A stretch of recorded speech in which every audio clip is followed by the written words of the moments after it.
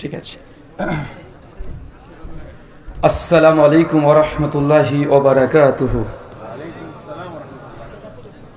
আলহামদুলিল্লাহি রাব্বিল আলামিন ওয়াস সালাতু ওয়াস সালামু আলা রাসূলিহিল আমিন ওয়া আলা আলিহি ওয়া সাহবিহি আজমাইন, আম্মা বাদ। সম্মানিত উপস্থিতি, 2 দিনব্যাপী দারুল হুদা কমপ্লেক্সের উদ্যোগে এই মহাসম্মেলন, যারা আজকের এই আলোচনা সবার সঙ্গে সার্বিক দিক দিয়ে সাহায্য এবং সহযোগিতা করেছেন এবং দূর দূরান্ত থেকে যেসব দিনী ভাই এবং বোনেরা আলোচনা শ্রবণের উদ্দেশ্যে একত্রিত হয়েছেন, আল্লাহ সুবহানাহু ওয়া তাআলা তুমি তাদের প্রত্যেকে নেক নিয়াত এবং নেক আমলগুলোকে কবুল করে নাও, সকলে পড়ি আমিন। সম্মানিত সুধী, সে 2 দিন থেকেই আপনারা অজস্র শায়েখ মাশায়েখ জ্ঞান গর্ভ ইলমি আলোচনা শ্রবণ করেছেন। আর আজকের এই মহাসম্মেলনের শেষে শেখরা পরিকল্পিতভাবে আমাকে দিয়েছে। তবে অনেকে মনে করতে পারেন শেখজন পেছন থেকে বলছিলেন যে প্রধান বক্তা, আসলে তা নয়। প্রায় জায়গাতে বলি, এত বড় সম্মেলন, অর্ধ শতাধিক আলেম ওলামা এবং অজস্র শিক্ষক এবং ছাত্র, তাদের কাছে আমার উদাহরণটা এমন, মনে রাখবেন, মানুষ যখন অসুস্থ হয়, চাচা শুনতে পাচ্ছেন? কে কে শুনতে পাচ্ছেন? একটা হাত তোলেন তো। দেখেছেন কি অবস্থা? মানে কথা কম বেশি আসছে কি? আমার সমস্যা হচ্ছে না তো? তাকবীর, তাকবীর, তাকবীর। আমার উদাহরণ আমি দিয়ে শুরু করি। অনেক সময় মানুষ যখন অসুস্থ হয়, দেখবেন অসুস্থ হলে স্বাভাবিকভাবে চিকিৎসকের কাছে গিয়েই আমাদের সুস্থতার জন্য পরামর্শ নিতে হয়। আল্লাহ সুবহানাহু ওয়া তাআলা তিনি আশ-শাফি, তিনি সুস্থতা দেবেন। কিন্তু দুনিয়াতে আল্লাহ সুবহানাহু ওয়া তাআলা আমাদেরকে ওসিলা স্বরূপ বিভিন্ন বিশেষজ্ঞ যারা আছে, যেমন ডাক্তার, এদের কাছে যেতে হয়। ঠিক একইভাবে ইসলামের মধ্যে যারা ডাক্তার, তারা হচ্ছে আমার পূর্বে যতজন আলোচনা করে গেছেন, গতকাল থেকে আজ অবধি, এনারা হচ্ছেন শরীয়তের চিকিৎসক। কি বলেন তো? এরা হচ্ছে ইসলামের চিকিৎসক। মানুষকে এরাই আসলে চিকিৎসা করবেন, তারাই যোগ্য। আর অনেক ক্ষেত্রে দেখবেন চিকিৎসক শুধু চিকিৎসা করলেই হয় না, অনেক এমন অসুস্থ ব্যক্তি থাকে যে অসুস্থ, সে ঔষধ নিচ্ছে, বড় বড় সার্জেন তার সার্জারি করে দিয়েছে, তাকে অপারেশন করেছে, কিন্তু পাশাপাশি কিছু মানুষ এমন প্রয়োজন হয় যে মানুষগুলো চিকিৎসা করতে পারে না, সে কোনো রকমের ট্রিটমেন্ট দিতে পারে না, অতটা বোঝেও না, কিন্তু সে অসুস্থ মানুষের পিঠে হাত বুলিয়ে দেয়, দিয়ে তাকে একটু আশ্বাস দেয়, ভাইজান কোনো সমস্যা নেই, কোনো টেনশন নেই, আপনার কোনো ক্ষতিগ্রস্ত হবেন না, ইনশাল্লাহ আল্লাহ আপনাকে সুস্থতা দান করবেন। ভাই, এমন মানুষ আছে না নাই? আমি হচ্ছে সেই ভূমিকা পালন করি। আমি চিকিৎসক নই, আমি ডাক্তার নই, আমি হচ্ছে ডাক্তারের সঙ্গে থেকে দেখবেন সমস্ত চিকিৎসার শেষে এই কাটা ছেড়ে যখন করে দেয়, তখন কিছু নার্স আসে, এসে ড্রেসিং করে দেয় না, একটু বেঁধে দেয়, একটু মুছিয়ে দেয়। তো শেষে যিনি আসেন তিনি ডাক্তার না, তিনি পরিষ্কার পরিচ্ছন্ন করতে আসে। তা আমাকে আবার ডাক্তার হবেন না, কথা বুঝেননি মনে হয়। আমি শেষে একটু ধুয়ে মুছে পরিষ্কার করার জন্যই আসি, তারপরে সবাই ফ্রেশ মাইন্ড নিয়ে চলে যাবেন। এই জন্যই আল্লাহ সুবহানাহু ওয়া তাআলা তুমি আমাদেরকে বোঝা তৌফিক দান করে, সবাই বলি আমিন। সম্মানিত সুধী, আজকে যে বিষয় গুরুত্বপূর্ণ সংক্ষিপ্ত পরিসরে আলোচনা করব, আলোচ্য বিষয় ফাহামুস সালাফ। কি বললাম বলেন? ফাহামুস সালাফ, মানহাজুস সালাফ। অনেক আলোচনা শুনেছেন। ফাহাম মানে বুঝ, ফাহাম মানে কি বলেন? ফাহাম মানে বুঝ, সালাফ মানে সালাফদের বুঝ। আমরা আহলুল হাদিস, আমরা যেই কথা দাবি করি যে আমরা নিজেরা ব্যক্তিগত কোনো মতবাদ আমরা প্রতিষ্ঠিত করিনি। আহলে হাদিসদের এমন একটা মাসালা নেই যে মাসালার ওপরে পবিত্র কোরআনের কোনো আয়াত নেই, অথবা হাদিস নেই, অথবা সাহাবীদের কোনো আমল নেই। এমন কোনো একটা আয়াত আজ পর্যন্ত 1400 বছরের মধ্যে পৃথিবীর কোনো ব্যক্তি একটা উদাহরণ পেশ করতে পারেনি।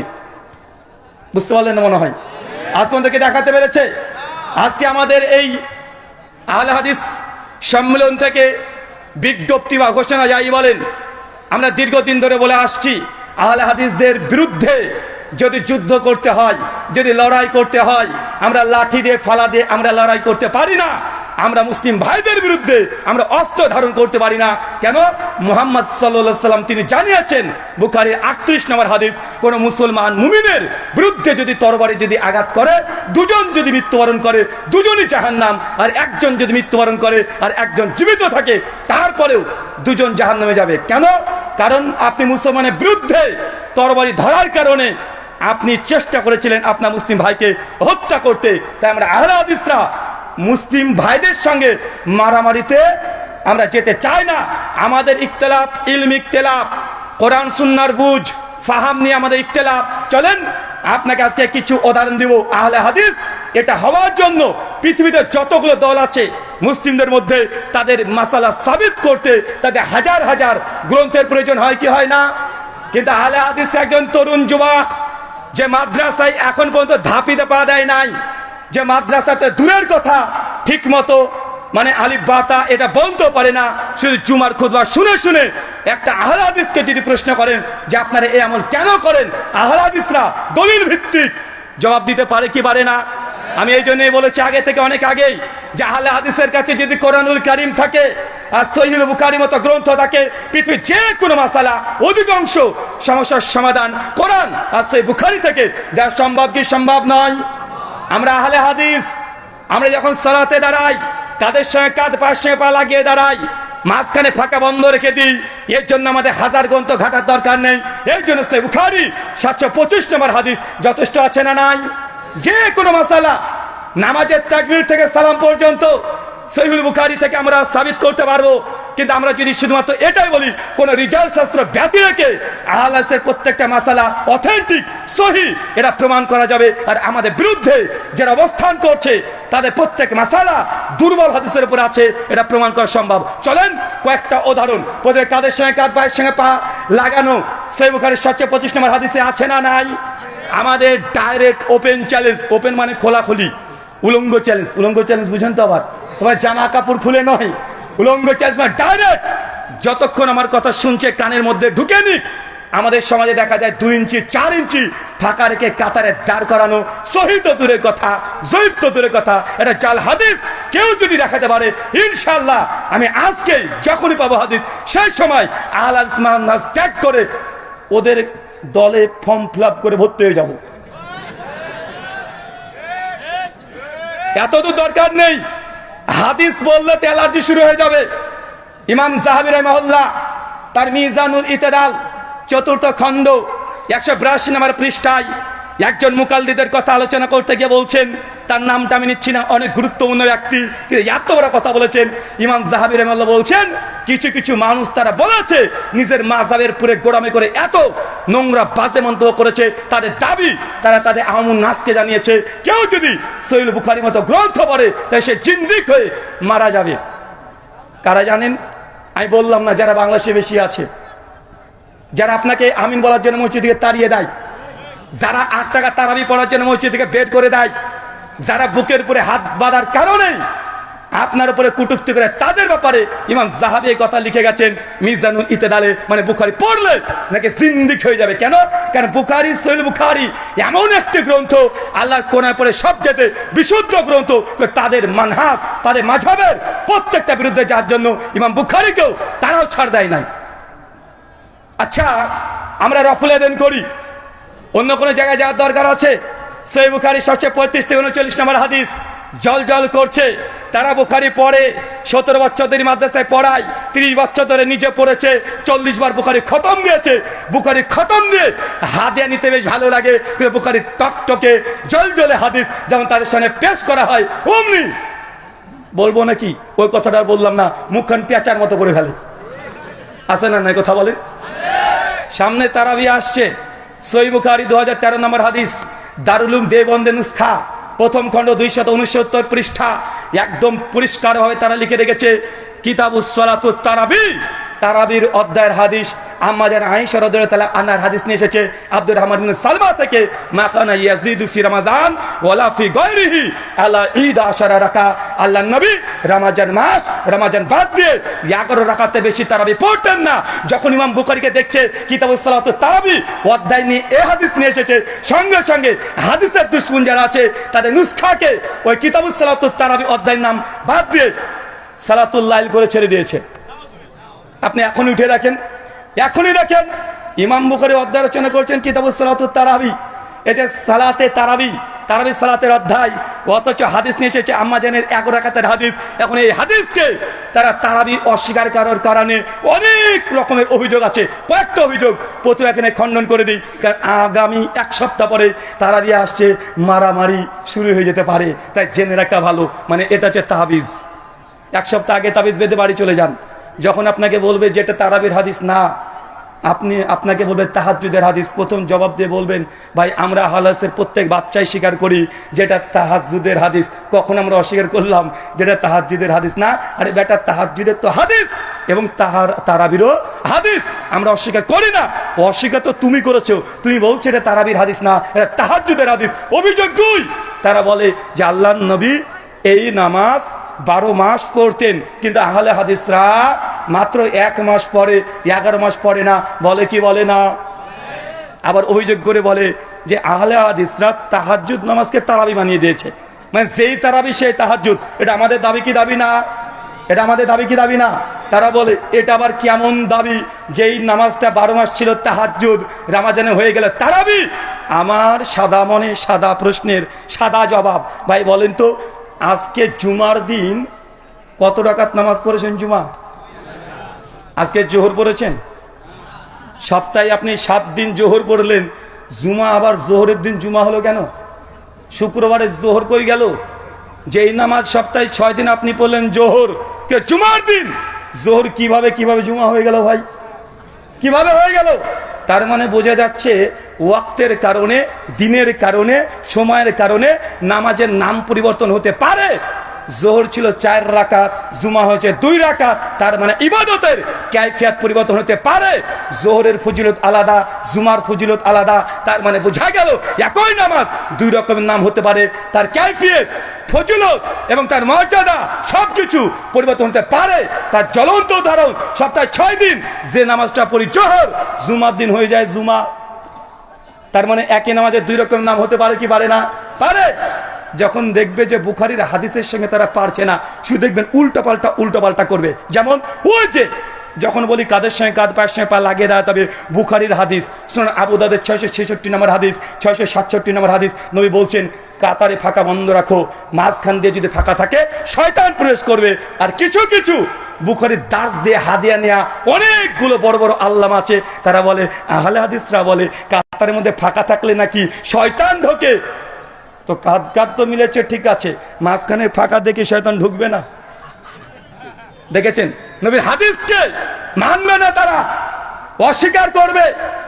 নিজেদের মাযহাবের বিরুদ্ধে চলে যাওয়ার জন্য হাদিসের মধ্যে তারা উঙ্গলি পড়ার চেষ্টা করে, তারা আঙ্গুল দেওয়ার চেষ্টা করে। এই আচরণ ছিল ইহুদিদের। কাদের কথা বলেন? তুমি আচরণ করবে, তোমার আচরণ, তোমার ব্যবহার, তোমার চিন্তা চেতনা সবগুলো ইহুদিদের মতো। আর পাল্টা অভিযোগ করে আহলে হাদিস তারা নাকি ইহুদির দালাল। বলে কি বলে না? সূরা বাকারা খুলেন, সূরা নম্বর 2 আয়াত নম্বর 60 থেকে 70 নম্বর আয়াত। বাংলা ইসলামিক ফাউন্ডেশনে পড়ে নেবেন। যারা দেওবন্দি হাজরাত আছে তারা যদি আহলে হাদিসের কোরআনে অনুবাদ পড়তে অ্যালার্জি হয়, আশরাফ আলী থানভীর বাংলা অনুবাদ কোরআন মাজিদ অনুবাদ করা হয়ে গেছে। যারা বেরলভী মানে সুন্নি মানে জিলাপি, তারা যদি আহলে হাদিসের কোন অনুবাদ কোরআন পড়তে অ্যালার্জি থাকে, তারা আহমেদ আলা হযরত আহমেদ রেজা খান বেরলভীর কানজুল ঈমান নুরুল ইরফান বাংলাদেশ থেকে অনুবাদ হয়ে গেছে, একটু দেখে নেন। সূরা বাকারা 60 থেকে 70 নম্বর আয়াত। নবী মুসা আলাইহিস সালাম আল্লাহর সঙ্গে 40 দিন সাক্ষাৎ করে আসলেন। আল্লাহ নবী মুসাকে বললেন, মুসা যাও এই ইহুদিগুলোকে বলো তারা যেন একটা কুরবানি করে। ইহুদিরা এত বড় বদমাশ, এত বড় খাটাস, আল্লাহর আইন তারা মানতে চায় না, সব সময় এই আঙ্গুল দেওয়া স্বভাব। সঙ্গে সেই ইহুদিরা নবী মুসাকে বলছেন, মুসা সত্যি কি আল্লাহ আমাদেরকে কুরবানি করতে বলেছে? মানে টেনশনে পড়ে গেছে। কথা মনে বুঝলেন না? নবী মুসা হ্যাঁ আল্লাহ তো বলেছে, আল্লাহ বলেছে কুরবানি করতে। বলছে একবার জিজ্ঞাসা করে এসে তো তোমার রবকে, আল্লাহকে, কুরবানি যে করব, কি কুরবানি করব? গরু না ছাগল না দুম্বা? মুসা নবী বলছে আল্লাহ গরু কুরবানি করতে বলেছে। বলছে গরু বলেছে? সত্যি? আচ্ছা তোমার আল্লাহকে জিজ্ঞাসা করে এসে তো গরুটার কালার কি হবে, লাল না সাদা না কালো না গোলাপি, কি কালার হবে? দেখছেন ইহুদির বাচ্চার প্রশ্ন, মানে আল্লাহর বিধান মানবে না, একটার পর একটা অনার্থক প্রশ্ন। নবী মুসাকে আল্লাহ জানিয়ে দিলেন বলো ধূসর রঙের যেন গরু জবাই করে, যেন কুরবানি করে দেয়। যখন বলছে ধূসর কালারে করতে হবে, ইহুদি খাটাসের বাচ্চা আবার বলছে এ মুসা আবার তোমার আল্লাহ কাছে যাও, গিয়ে এবার প্রশ্ন করো তো যে এই গরুটা দেব ওটা মোটা তাজা না শুকনো দিলেও চলবে? বিধানের মধ্যে ওহির মধ্যে মাতব্বরি করে পণ্ডিতি করে আয়াতের মূল উদ্দেশ্যকে হারিয়ে দেওয়া, এটা কাদের স্বভাব? কাদের স্বভাব? এটা ইহুদিদের স্বভাব। সুনান ইবনে মাজাহ 954 নম্বর হাদিস, আল্লাহ নবী বলেন ইহুদিরা দুইটা শব্দ শুনলে সবচেয়ে বেশি রেগে যায়, একটা হচ্ছে আমিন আর একটা কি একে অপরকে সালাম দেওয়া। তার মানে আমিন শুনলে ইহুদিরা তাদের রক্ত টক বক করে ফুটে যায়। কিন্তু বর্তমান বাংলাদেশে কাদের রক্ত ফোটে? কাদের ফোটে? আমি বলতে চাই না কাদের ফোটে, কিন্তু আল্লাহ নবী এই কথা বলছে। তারা বলে আমরা আশিকে রাসূল, কিন্তু আশিকে রাসূল দাবি করে একটাও নবীর সুন্নাত পালন করে না। বলে আশিকে রাসূল, আমরা নবীর আনুগত্য করি, অনুসরণ করি, কিন্তু পচা পানি খাওয়ায় কার? আশারি, মাতুরিদি, বরফির আব্দুল কাদের জিলানি, চিস্তিয়া, কাদারিয়া, নাকশবন্দিয়া, মুজাদ্দেদিয়া, চরমনাই, এনাদপুরি, জৈনপুরি, রাজারবাগি, ফুলতলি, দেওয়ানবাগি, আটরশি বলছে আশিকে রাসূল, আর মানছে কাকে? এগুলোকে কাকে মানে? কথা বলেন। আরে আহলে হাদিসরা কালেমা যার পড়েছে মানেও তাকে। আহলে হাদিসরা বলে লা ইলাহা ইল্লাল্লাহ মুহাম্মাদুর রাসূলুল্লাহ, আমরা নবী মুহাম্মদ সাল্লাল্লাহু আলাইহি সাল্লামের কালেমা পড়েছি। আমরা তোমাদের মতো নবীর কালেমার সঙ্গে দুশমনি করে উম্মতিকে কোন নেতা আজ পর্যন্ত কোন আহলে হাদিস বানায় নাই, ইনশাআল্লাহ কিয়ামত পর্যন্ত বানাবে না। আপনাদেরকে আর একটা কথা বলে যাই, আহলে হাদিসদেরকে যে বর্তমানে বাংলাদেশে গরম চলছে, আমি সেই গর্বের মধ্যে যেতে চাই না। বড়রা বিতর্ক করছে, তারা করবে, কারণ এই ইখতিলাফ তখনই হয় যখন ইলম থাকে। অনেকে বলে আহলে হাদিসের মধ্যে মাত্র 4 কোটি আহলে হাদিস, তাহলে এরপরে এত মতভেদ কেন? এক হুজুর আর এক হুজুরের বিরুদ্ধে বলছে, ভাই বলে কি বলে না? অভিযোগ আসছে কি আসছে না? মনে রাখবেন বিতর্ক তো তাদের মধ্যেই হবে যাদের ইলম আছে, কিন্তু আহলে হাদিসরা বিতর্ক করে, ইলম ইখতিলাফ করে, কিন্তু তাদের বিতর্ক হয় শুধু লাঠি আর সোটা নিয়ে। এই জন্য টুঙ্গি ইস্তেমাতে 2 তাবলিগ জামাতের গ্রুপ মেরে 2 জন শহীদ হয়ে জান্নাতে চলে গেছে দাবি করছে। আহলে হাদিসকে দেখেছেন ভাই? কোন একটা আহলে হাদিসকে দেখেছেন যে একজন আহলে হাদিস আর একজন হাদিসকে মারছে? তাদের যে ইখতিলাফ মতভেদ মারামারি পর্যন্ত যায় কি যায় না? যায়। সতর্ক, সেকুলারিজম, লিবারিজম, ফেমিনিজম এগুলো জায়েজ না, না যায়। শেখ মাশেক তারা বলবে। আপনাকে একটা খোলা করে কথা বলতে চাই, বাংলাদেশি আহলে হাদিসের মধ্যে একটা ভুল ধারণা একটা পৌঁছে গেছে, সেটা ভোট দেওয়া নিয়ে। কি দেওয়া নিয়ে? কথা বলেন। ভোট দেওয়া। অনেকে বলে ভোটের দিকে তাকানো যাবে না, অনেকে বলে ভোট দেওয়াটা শিরক, বলে কি বলে না? কথা বলেন। আমি আপনাকে দুটো ফেস বলি, দুটো চিত্র বলি। শুধু উপর উপর কথা বললে হবে না, আগে গভীরে আপনি দৃষ্টি দিয়ে দেখতে হবে। শুধু বাংলাদেশ 90% মুসলিম রাষ্ট্র, মুসলিম সংখ্যাগরিষ্ঠ দেশ দেখলে হবে না। আমরা যেখান থেকে এসেছি সেই দিকে দাঁড়িয়ে আপনাকে ফতোয়া সঠিক করতে হবে। চলেন দুটো সিনারি বলি। একটা দেশকে কল্পনা করেন, যে দেশের শাসক, যিনি রাষ্ট্রের নায়ক, যিনি প্রধানমন্ত্রী, পরিষ্কার সে ইসলাম বিদ্বেষী। কি বললাম? ইসলাম বিদ্বেষী। ক্ষমতায় থাকলে মুসলমানদেরকে আজান দিতে বাধা দেয়, ক্ষমতায় থাকলে মুসলমানকে কুরবানি করতে বাধা দেয়, মুসলমানদেরকে মসজিদে যেতে বাধা দেয়, মুসলমানের মসজিদকে ভেঙে তাদের ধর্মস্থান তৈরি করে নেয়। এমন দেশ পৃথিবীতে আছে না নাই? পরিষ্কার সে ইসলামের বিরুদ্ধে যুদ্ধ করে, ডাইরেক্ট বিরুদ্ধে করে। সুযোগ পেলেই সেই দেশে মুসলিমদেরকে একদম নস্যাৎ করে দিতে চায়। মুসলমানদের যে 1000 বছরের ঐতিহ্য ছিল সবগুলোকে ভেঙে তাদের নিজের ধর্মীয় প্রতিষ্ঠান হিসেবে ঘোষণা করে দিচ্ছে। এমন দেশ যদি থাকে, ওই দেশে আমি জানি ইনি যতদিন প্রধানমন্ত্রী থাকবে 5 বছর 5 বছর করে যদি ক্ষমতায় থাকে, মুসলিমদের উপরে নির্যাতন আরো বেশি হবে।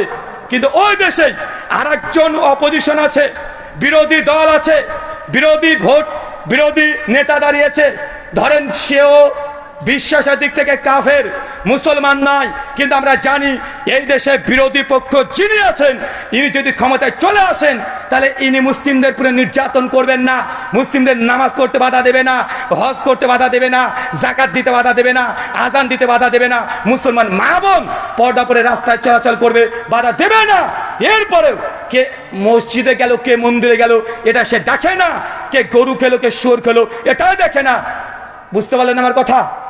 একজন নেতা ক্ষমতা আসলে পরিষ্কার ইসলামের বিরুদ্ধে যুদ্ধ ঘোষণা করে, আর একজন ও মুসলমান না, উনিও কাফের, উনিও মুসলিম, তো তিনি যদি ক্ষমতায় থাকেন তাহলে মুসলমানকে বাধা দেয় না, মুসলমান স্বেচ্ছায় ধর্ম পালন করতে পারে। এখন এমন দেশে যদি মুসলমান থাকে 40 কোটি বা 40% যদি মুসলমানের ভোট থাকে, আপনি সেই দেশে যদি মনে করেন যে ভোট দেওয়া শিরক, ভোট দেওয়া হারাম, ভোট দেওয়া যাবে না, এই বলে যদি ভোটকে বয়কট করে দেন, 60% অমুসলিম তারা ভোট দিয়ে প্রতিষ্ঠিত সরকার যিনি আছে, যে ক্ষমতা আছে, বারবার তাকে রাজত্ব রেখে দিবে, কিয়ামত পর্যন্ত তাকে সম্ভব না। কিন্তু এই দেশে 40% মুসলমান যদি একজোট হয়ে ভোট দেয়, তাকে শোনা সম্ভব কি সম্ভব নয়? কথা বুঝলেন না মনে হয়? কথা বুঝতে পারছেন? 40% যদি আমরা একজোট হয়ে যিনি বিরোধী দলে আছেন তাকে যদি আমরা ভোট দিই, এই ভোট দেওয়াটা নাজায়েজ না হারাম? বলেন না শিরক? কোনটা হবে? আরে এই দেশে ভোট দেওয়াটা আপনার জন্য আমাদের ভারতের জামিয়া সালাফিয়া বানারস, এমনকি শেখ সালেহ আল উসাইমিন, শেখ বিন বাস, শেখ আব্দুর রাজ্জাক বিন আফিফি, শেখ সালেহ আল মুনাজ্জিদ সবাই বলেছে এমন যদি পরিস্থিতি হয় এই জায়গাতে ভোট দেওয়াটা জায়েজ, বরং অনেক ক্ষেত্রে ভোট দেওয়া আপনার জন্য বাধ্যতামূলক হয়ে যাবে। আপনি যদি ভোট না দেন, এই দেশে যদি কাফের সরকার বারবার থাকে, মুসলিমদের নির্যাতন হবে, এই সহকারী আপনি হয়ে যাচ্ছেন। ভোট দেওয়া আর ডেমোক্রেসি গণতন্ত্র দুটো দুই জিনিস। ডেমোক্রেসি গণতন্ত্র আলাদা, সেকুলারিজম আলাদা, লিবারিজম আলাদা, ফ্যামিনিজম আলাদা, আর ভোট দেওয়া সম্পূর্ণ আলাদা। দুটোকে এক করে দেখলে হবে না, দুটো দুই রকমের রুলস। ভোট দেওয়ার সঙ্গে গণতন্ত্র সারানা কোনো সম্পর্ক নেই। বুঝতে পারলেন মনে হয়? নতুন মনে হলো? দেখেন, ভোট দেওয়া কখনো ওয়াজিবের দরজায় যায়, ভোট দেওয়া কখনো শিরকের দরজায় যায়, ভোট দেওয়া কখনো জায়েজ হয়, ভোট দেওয়া কখনো হারাম হয়। আপনাকে বললাম গুরুত্বপূর্ণ জায়গা, এই জায়গায় ভোট দিয়ে ওই রাষ্ট্রে মুসলমানকে টিকে থাকতে হয়। যদি না হয় বারবার ক্ষমতায় আসবে, আসবে কি আসবে না? আচ্ছা, কোন দেশে শিরিক হবে এটাও জেনে নেন। ধরুন সৌদি আরব, গোটা বিশ্বে যতগুলো মুসলিম কান্ট্রি আছে তার মধ্যে মোটামুটি তারা কোরআন সুন্নাহকে সিংহভাগ মানার চেষ্টা করে, যদিও বর্তমান ফাঁস থেকে অনেক কাজ হয়, এটা আমরা আহলে হাদিসরা অস্বীকার করি না। প্রকাশ্যে মুসলিম রাষ্ট্রের বিরুদ্ধে আমরা ডাইরেক্ট সমালোচনা করে অমুসলিমদের হাসির পাত্র আমরা সেই দেশকে, তৌহিদের দেশকে আমরা বানাতেও চাই না। এখন সৌদি আরবে মোটামুটি কোরআন মসজিদ হাদিস দিয়ে শরিয়া আইন চলছে না? এখন সৌদি আরব যদি এমন কোনো বিপ্লবকারী বিপ্লব ঘটাতে চাই, এমন কোনো জামাত যদি উঠে আসে, তারা যদি আন্দোলন করে বলে আমরা কোরআনের আইন চাই না, শরীয়তের আইন চাই না, আমরা চাই ব্রিটিশ ল, গণতন্ত্র, আমরা চাই ব্রিটিশ ল দিয়ে সৌদি আরব কান্ট্রিকে আমরা রাজত্ব করব, তাই বলে ওইখানে যদি কোনো দল যদি দাঁড়িয়ে যায়, এই দলকে ভোট দেওয়া কি এই শিখলেন? তৌহিদে শিখেছেন এটা হারাম? জি না, এটা শিরক। এটা কি? কারণ একদিকে কোরআনের আয়াত, একদিকে কোরআনের শরীয়ত, ইসলামী হুকুম, আর একদিকে ব্রিটিশ ল, একদিকে আল্লাহর রচিত আইন, আর একদিকে মানব রচিত আইন। মানব রচিত আইনে যদি আপনি ভোট দেন, তাহলে সেই সময় কি হবে? কথা বলেন। সেই সময় শিরক। কিন্তু এমন পরিস্থিতি যখন দারুল আমানে আছেন, হুকুমের পরিবর্তন হবে, দারুল হারবে থাকলে হুকুমের পরিবর্তন হবে, দারুল দাওয়াতে থাকলে হুকুমের পরিবর্তন হবে। প্রত্যেক আহলে হাদিসকে, যারা আম জনতা আছে তাদেরকে অনুরোধ, শেখ আল্লামা নাসরুদ্দিন আলবানী রাহিমাহুল্লাহর ফিতনাতুত তাকফির এই বইটা প্রথম থেকে শেষ পর্যন্ত আপনার 10 বার পড়তে হবে রাষ্ট্র নিয়ে কথা বলতে হলে। আপনি এখনো বুঝছেননি, এখন উপরে উপরে চলছেন, শুধু বাংলাদেশের প্রেক্ষাপটকে ভাবছেন। শুধু বাংলাদেশ নয়, ইসলাম হচ্ছে কম, বাংলাদেশের মুসলমান আমার ভাই, কাশ্মীর থেকে যিনি এসেছেন ওনা ভাই, সৌদি আরবে যিনি আছেন তিনি আমার ভাই। একজনকে যদি আঘাত করা হয় পুরা বিশ্বের মুসলিম তারা আঘাত পাবে, এটা হচ্ছে মুসলমানদের ইমানি জাজবা। কিন্তু আমরা অনেক ক্ষেত্রে এটা ভুলে যাই। আল্লাহ সুবহানাহু ওয়া তাআলা এই ভুল ধারণা আপনাদের হৃদয় থেকে একদম 7 আসমান ভেদ করে চলে যায়, তুমি সেই ব্যবস্থা করে দেয়। বলে আমিন। কথা আমার বুঝতে পারলেন? কোন অভিযোগ আছে? যদি অভিযোগ করতে হয় যে রুল ভাই আপনি ভোট দেওয়া জায়েজ বললেন, আপনার কাছে কোনো যুক্তি আছে, আমি আলোচনা করে থাকবো, আপনি চাইলে সরাসরি আমার কাছে এসে এই অভিযোগ করতে পারেন।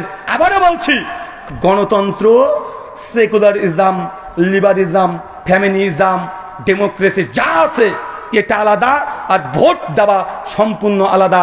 দুটোকে এক জায়গাতে মাপবেন না। কথা বুঝতে পারলেন মনে হয়? মক্কার আয়াতের ওয়েট আর মদিনার আয়াতের ওয়েট এক নয়। মক্কায় নবীজির চিন্তা চেতনা যা ছিল আর মদিনার চিন্তা চেতনা এক নয়। মাক্কি জীবনে নবীজি যেইভাবে উম্মতকে নিয়ে চিন্তা করেছে আর মদিনাতে গিয়ে কেমন চিন্তা করেছে একটু আপনাকে আগে পরে বুঝতে হবে। নবী সিরাত পড়েন, বুঝে নেবেন দারুল আমানের হুকুম কি আর দারুল হারবের হুকুম কি। যতক্ষণ দুটো পার্থক্য করতে না পারছেন, রাষ্ট্র নিয়ে কথা বললেই বিপদ আসবে। আর আপনারা ফেসবুকে এসে কমেন্ট করতে যাবেন না, এই শেখের বিরুদ্ধে একবার লিখে দিবেন, ওই শেখের বিরুদ্ধে একবার লিখে দিবেন না। তারা আলোচনা করছে, তাদের ইলমি ইখতিলাফ হচ্ছে, করতে দেন। মাঝখান থেকে আপনারা বিরোধিতা করতে যান না।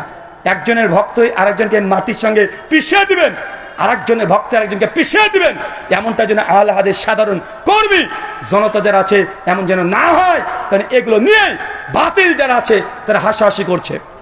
কথা বুঝতে পারলেন না? তারা করছে, তাদের করতে দেন। তারা বড়রা যা ইচ্ছা তাই করবে, দল যত হয় হোক। কিন্তু আহলে হাদিস সবাই ভাই ভাই। যদি 10 খান সংগঠন হয়ে যায়, 20 খান সংগঠন হয়ে যায়, 20 খান সংগঠন যদি কোরআনের কথা বলে, আহলের আকীদা মানহাজে ঠিক থাকে, সবগুলো আমাদের ভাই 20 খান সংগঠন হোক। এটা আহলে হাদিসদের কাজ আরো দ্রুত গতিতে হবে। যদি একটা থাকে একজন কাজ করবে। আরে মার্কেটে যদি 20 খানা দোকান থাকে, ওর মধ্যে যদি আপনি পুঁটি মাছ নিয়ে চলে যান, 10 দিনকার বাসি পুঁটি মাছ যদি মার্কেটে চলে যান, মাছের বাজারে চলে যান, ভাই বিক্রি আপনার হবে কি হবে না? মার্কেটে গেলে দেখবেন পচা পুঁটি মাছও বিক্রি হয়, আবার 4000 টাকা দামের ইলিশ মাছও বিক্রি হয়ে যায়। কিন্তু আপনি যদি মনে করেন যে 4000 টাকা কেজি ইলিশ মাছ বাঘার রাস্তা ধারে বিক্রি করব, সারাদিন চলে যাবে, কাস্টমার পাবেন না। কিন্তু বাজার যখন থাকবে অনেকগুলো মাল, যখন আহলসের মধ্যে 20 খান যদি সংগঠন হয়ে যায়, দল যদি হয়ে যায়, তারপরেও এটা আহলসের জন্য এটা কল্যাণকর। কেন? আমাদের দাওয়াত সবার এক, নেতা আলাদা আলাদা হোক, কোনো সমস্যা নেই। কথা বুঝতে পারলেন না মনে হয়? আপনারা এটা করবেন না। উপর মহলে যারা আছে তারা ভালো বোঝে, আমাদের চাইতে অনেক বেশি বোঝে। ফিল্ডের বাইরে থেকে হাততালি দিতে ভালো লাগে। যখন কেউ বলটা ধরতে পারলো না আর আপনি বলছে হাই হাই এই সহজ বলটা ধরতে পারলো না, এই গোলটা দিতে পারলো না, ওটা আপনাকে সহজ মনে হচ্ছে, আপনি টিভির পর্দাতে আছেন। যারা নেতৃত্ব দিচ্ছে, যারা ওপরে আছে, তারা আপনার চাইতো জেনে রাখেন কয়েক লক্ষ গুণ বেশি বোঝে। আপনি পেছন থেকে, আপনি নতুন আহলে হাদিস হয়েছেন, আপনি চিনবেন ব্রাদার রাহুল বড় বক্তা, আপনি চিনবেন জামশেদ মজুমদার অনেক বড় বক্তা, অনেক বড় আলোচক, আপনি চিনবেন আব্দুল্লাহ বিন আব্দুর রাজ্জাক অনেক বড় বক্তা। কিন্তু আপনারা চিনতে পারবেন না প্রফেসর ডক্টর আসাদুল আল গালিব, কোন মাপের আলেম। আপনি চিনতে পারবেন না আব্দুল আল কাফি প্রাইশি রহমুল্লাহ কত বড় আলেম ছিলেন, আব্দুল বারি সাহেব কত বড় আলেম ছিলেন, শহীদুল্লাহ খান মাদানী, মুজাফফর বিন মহসেন, এরা কত বড় মাপের আলেম। এটা আপনি বুঝতে পারবেন না, কারণ আমরা হচ্ছে ইয়াং জেনারেশন, আমাদের জেনারেশনে গ্যাপ পড়ে গেছে। এদের সম্পর্কে জানতে হলে আপনাকে জানতে হবে আপনার বাপের বয়সী ব্যক্তির কাছ থেকে, জানতে হবে মুস্তাউদ্দিন স্যার সম্পর্কে। যারা বড়রা আছে তারাই দেখেছে তাদের আন্দোলন, তাদের লড়াই, তারা কিভাবে আহলে হাদিসকে প্রতিষ্ঠা করার জন্য রাত দিন তার রাস্তাঘাটে একদম হয়রানি করা হয়েছে, তারা জানে। আপনি চিনছেন মনে ব্রাদার রাহুল হোসেন, গোটা একদম আহলের নেতা হয়ে গেছে। আপনি মনে করছেন যে আব্দুল্লাহ বিন আব্দুর রাজ্জাক গোটা বাংলাদেশের নেতা হয়ে গেছে। আপনি মনে করছেন যে অমুক বক্তা গোটা বাংলাদেশের নেতা হয়েছে। না, আমরা জাস্ট কর্মী। আমাদের কাজ আপনাদের শুধুমাত্র ফিল্ড পর্যায়ে, মাঠ পর্যায়ে। আজ যারা বড় বড় আমাদের আলেমরা আছে, শাইখ মাশায়েখ আছে, তাদের কাজ গোটা আহলে হাদিসকে বাংলাদেশে একদম মজবুত করা যায় কিভাবে, তারা চিন্তা। সেগুলো আমাদের কাজ। ওই রফুল আদাইন, জোরে আমিন না আসতে আমিন, আমাদের কাজ এটা বেদাত, ওটা শিরিক, এগুলো প্রচার করে জনসাধারণকে আহলে হাদিসের দাওয়াতগুলো দেওয়া। শেখ মাসের কাজ কি কথা বলেন? তাদের কাজ কি? এই জন্য আমি গত বছর বলেছিলাম না, আপনাদের রংপুরে রংবাজ হুজুর যখন বলেছিল যে তার নাকি খুব শখ 10 জন কওমি হুজুর নিয়ে আর 10 জন আহলে হাদিস হুজুর নিয়ে বাহাস করাবে, সব জেগেছিল না গত বছরে? আমি ভেবেছিলাম, আপনাকে বলে গেছিলাম, এই স্টেজ থেকে বলে গেছিলাম, শুধু মানে জায়গাটা পরিবর্তন হয়েছে, আগে ছিল ওই ভেতরে, আজকে হচ্ছে একটু বাইরে, কিন্তু প্রতিষ্ঠান কিন্তু একটাই। আমিও বলে গেছিলাম ভাইজান এই শখ যখন করেছে শখ পূরণ হবে। গত বছর বলে গেছিলাম এত তাড়াতাড়ি যে শখ পূরণ হবে আমি বুঝতে পারিনি। গত বছর শখ পূরণ হয়েছে কি হয় নাই? তারাবি ওমর বিন খাত্তাব কত রাকাত চালু করেছিলেন? 8 রাকাত না 20 রাকাত? এটা নিয়ে বিতর্ক দেখেছেন না? দেখেছেন তো? মুজাফফর বিন মোহসেন হাফেজুল্লাহ বলে গেলেন না, আহলে হাদিসের যদি একটা জেনারেল শিক্ষিত সাধারণ কর্মীও থাকে, তারপরেও এই বাংলার বুকে নাই গোটা বিশ্ব জগতে কোরআন এবং হাদিসের দাওয়াত দিয়ে বাতিলদেরকে দলিল দিয়ে দাফন করে ছেড়ে দিতে পারে।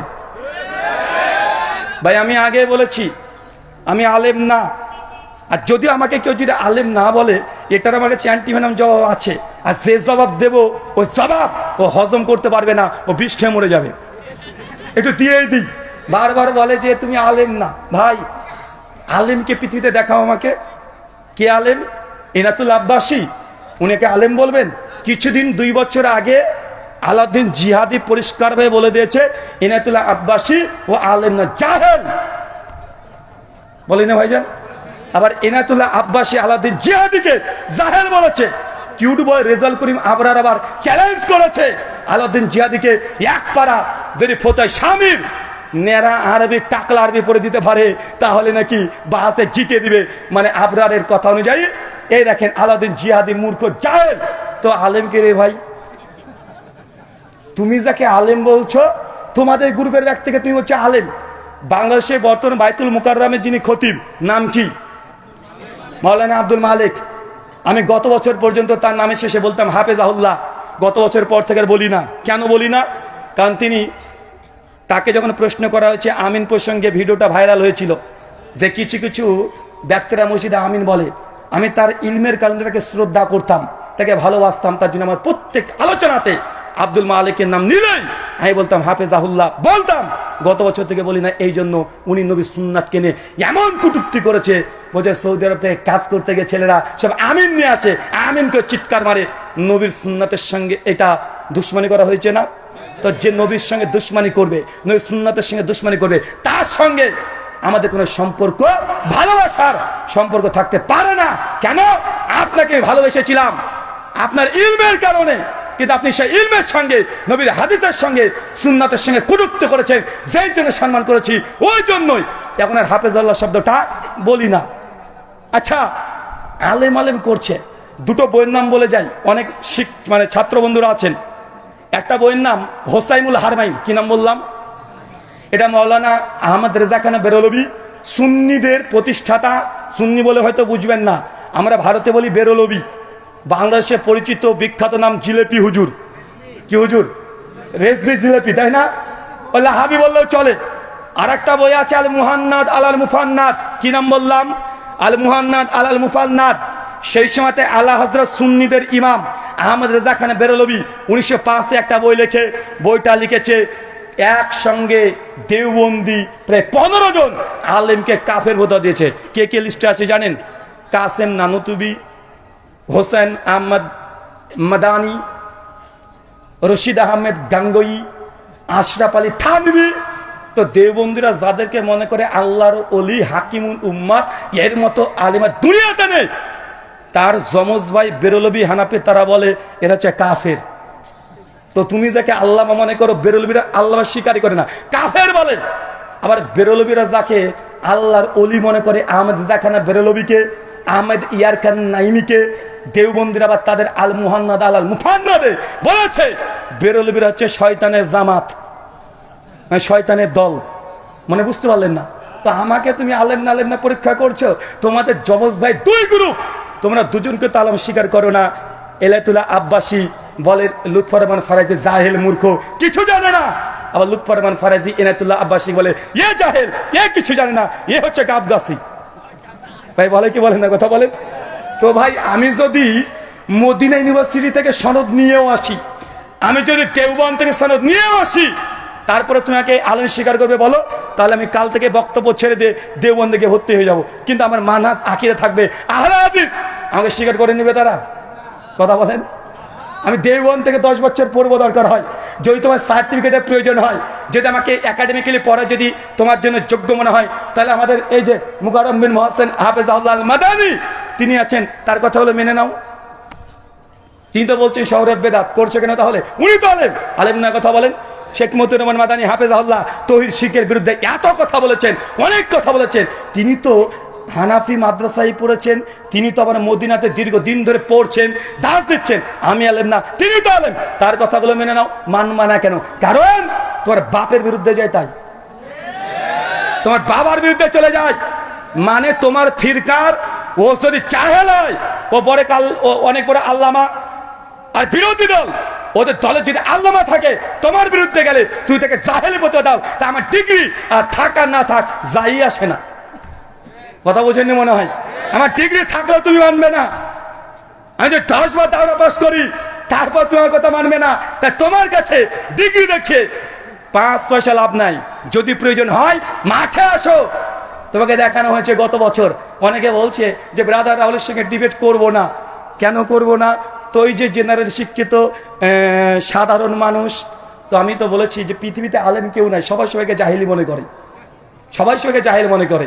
তো তুমি যদি আমার সঙ্গে ডিবেট করতে না চাও, আমি আর একটা মেসেজ দিয়ে যাই আপনাকে, তোমরা যেসব আলেমের সঙ্গে আলোচনা করেছো, সেই আলেমেরদের সঙ্গে ডিবেট দেখবা ওই 10,000, 20,000, 15,000-এর বেশি ভিউ হয় না, হয় নাকি? কথা বলেন। গত বছর তারাবির ডিবেট হয়েছে, আমিও অবাক। শুধুমাত্র আমার ফেসবুক লাইভে ছিল প্রায় 65,000 মানুষ ওয়াচিং ছিল আমার ফেসবুক থেকে, ইউটিউব থেকে 20,000 প্লাস। আর ওই প্রতিপক্ষ যিনি ছিলেন উস্তাজ আলী হোসেন ওসামা, তার পেজ থেকে 35,000 লাইভে মানুষ দেখতে, প্রায় একসঙ্গে এট এ টাইম 1,15,000 ডাইরেক্ট বাংলার মানুষ দেখছে। তার মানে মানুষ আমাকে পছন্দ করে, তার মানে মানুষ আমার সঙ্গে তোমাদের ডিবেট দেখতে চায়। আলেমের সঙ্গে আলেমের ডিবেট এর আগে হয়েছে বাংলাদেশে, অনেকবার হয়েছে, হয়েছে না? হয়েছে। অতজন মানুষের আকাঙ্ক্ষিত ছিল না, মানুষ অত দেখারও আগ্রহ ছিল না। কিন্তু ব্রাদার রাহুলের সঙ্গে যখন ডিবেট হয়েছে, কমপক্ষে একসঙ্গে 1,10,000 বাংলাদেশে যতগুলো সোশ্যাল মিডিয়া প্ল্যাটফর্ম আছে সবচেয়ে রেকর্ড, একসঙ্গে 1,10,000 মানুষ ওয়াচিং। এটা জিন্দেগিতে হয়নি, হয়েছে। কথা বলেন, দেখান। তার মানে চাচ্ছে, বাংলার জনতা চাচ্ছে ব্রাদার রাহুলের সঙ্গে ওই দেওবন্দি বা বেরলবি তাদের আরো ডিবেট হোক। চান কি চান না? জি। সামনে রামাজান, অনেকের কামড়া কামড়ি শুরু হয়ে গেছে। তারাবি 8 নাগাদ না 20 নাগাদ, ওটা তো কেস ইজ ক্লোজড, ওটা তো কমপ্লিট হয়ে গেছে, ওটা নিয়ে আর হবে না। বাংলার মানুষ বুঝে নিয়েছে। মানুষ আগে মনে করতো যে নবী আমার 8 টাকার তারাবি পড়েছে আর ওমর বিন খাত্তাব 20 টাকার তারাবি চালু করেছে, অনেক আহলে হাদিস এটাই মনে করতো না।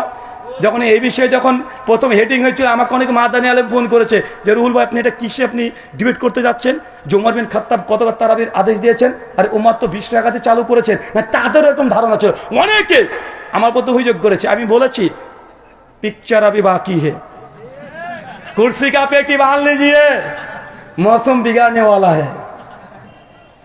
মানে তাড়াতাড়ি সিট বেল্টটা বেঁধে নেন, আবহাওয়া খারাপ হতে চলেছে। সবার ধারণা এটাই ছিল যে ওমর বিন খাত্তাব 20 টাকা চালু করেছে, নবী 8 টাকা পড়েছে। আমি দেখেছি ওমর বিন খাত্তাব 20 টাকার তারাবির কথা বলেনি, তিনি আদেশও করেনি। তার যুগে কে কে পড়েছে নাম নেই হাদিসে, কিন্তু ওমর বিন খাত্তাব যে মুয়াত্তা মালিকের হাদিসে 8 টাকা তারাবির আদেশ করেছে। গোল্ডেন চেন, এই গোল্ডেন চেনের মর্ম তো তারা বুঝবে না। বাদরের গলায় যদি সোনা বা মুক্তার যদি চেন লাগিয়ে দেন, ও তো ছিঁড়ে ফেলবে না। আর তার ছেঁড়া চেন নিয়েও খুশি হবে, কেননা 20 টাকা ওমর বিন খাত্তাব যে চালু করেছে, যে হাদিস মুসনাদ থেকে দিয়েছে, আমরা প্রমাণ করে দেখিয়ে দিয়েছি ওই হাদিস মুনকাতে, মানে সনদ বিচ্ছিন্ন, মানে ছেঁড়া চেন। কোথায় আমার সোনার চেন, কোথায় তোমার ছেঁড়া চেন? ছেঁড়া চেন নিয়ে খুশি, তুমি খুশি থাকো। তবে আর একটা বাকি আছে, রামাজান, ফিতরা, টাকা না খাওয়া। কোনটা সুন্নাত? ডিবেট চান? কার সঙ্গে চান? প্রতিপক্ষকে? হ্যাঁ, কিউট বয় বাবা, ভোটে কিউট বয়ের নাম এসেছে।